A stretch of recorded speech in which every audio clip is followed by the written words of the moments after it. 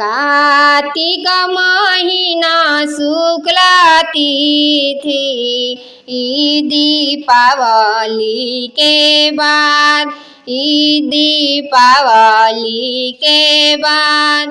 कार्तिक महीना शुक्ला तिथि दीपावली के बाद, दीपावली के बाद।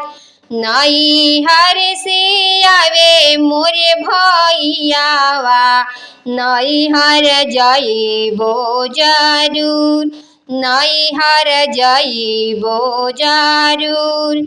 हमारे आमा करिहे छठी के बरतिया, छठ करबे जरूर, छठ करबे जरूर।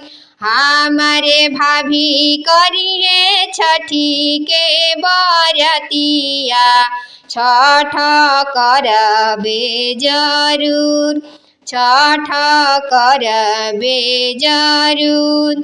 जइबो में ससुरा में बजरिया, कलशुप लइबो जरूर, कलशुप लइबो जरूर। हम जइबो में कुदारा बजरिया, नारियल लइबो जरूर, केलवा लइबो जरूर। छठी मैया के करबो बरतिया, मनसा पुरिहे जरूर, मनसा पुरिहे जरूर। हम आदित्य के देबो अरघिया, मनसा पुरिहे जरूर, मनसा पुरिहे जरूर।